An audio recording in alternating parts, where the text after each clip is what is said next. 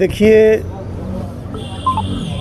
ये एक धरना नहीं है, लोगों की वेदना उसको लेकर हम यहाँ बैठे हैं। कोई वाद विवाद प्रतिवाद लेकर हम लोग यहाँ नहीं आए हैं। हम लोग अपने दुख वेदना उसको लेकर यहाँ आए हैं। 22 तारीख को तूफान आया, भयंकर बरसात आई, ओले पड़े और बहुत सारे पेड़ टूट कर गिरे। लेकिन लाल बंगला एक ऐसी जगह है जहाँ एक विकराल भयानक रूप से एक पेड़ गिरकर पीपल गाछ जो था वो सारे घरों को क्षतिग्रस्त कर दिया। भगवान का शुक्रगुजार करता हूँ कि किसी भी प्रकार की वहाँ कैजुअलिटी नहीं हुई। फिर विजिट किया अपना वार्ड में तो देखता हूँ जो स्थिति पहले थी वही स्थिति आज है, और इतने दिन बीत गए आज तक जैसे रेस्क्यू करना चाहिए था वैसा रेस्क्यू हुआ नहीं। देखिए, ये सब प्राकृतिक विपदा है, आती है बीच बीच में, लेकिन जिस प्रकार से उस प्राकृतिक विपदा का सामना करना चाहिए, रेस्क्यू करना चाहिए, वैसा हुआ नहीं।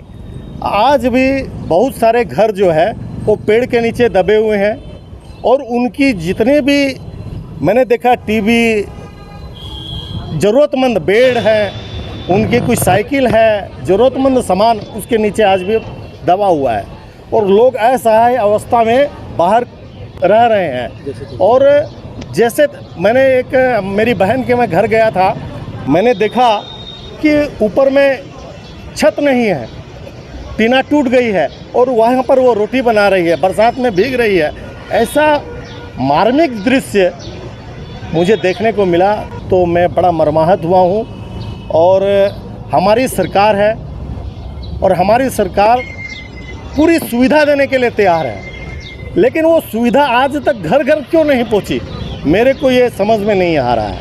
इसके लिए एक अलग फंड होता है, ये कॉग्नाइजेबल, माने क्या आपको मालूम है कि ये घटना घटी है और इस घटना के तुरंत बाद राहत आपको पहुंचाई जानी चाहिए, लेकिन राहत नहीं पहुंचाई गई। इसका क्या कारण है? कहीं ना कहीं प्रशासनिक अधिकारी जो है वो समय पर काम अपना नहीं कर पा रहे हैं जो उनको करना चाहिए था, और सरकार उसके लिए बदनाम हो, ये ऐसा हम कभी नहीं बर्दाश्त करेंगे।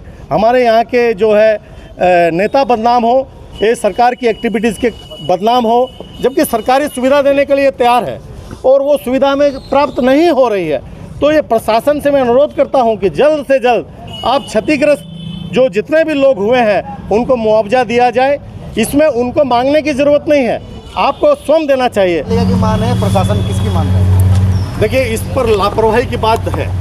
लापरवाही तो मैं यही कहूँगा, म्यूनसिपल बोर्ड के अंतर्गत ये 10 नंबर वार्ड है, लेकिन ये जो प्राकृतिक विपदा आती है तो ये सारा का सारा जिम्मेदारी प्रशासन के ऊपर चली जाती है।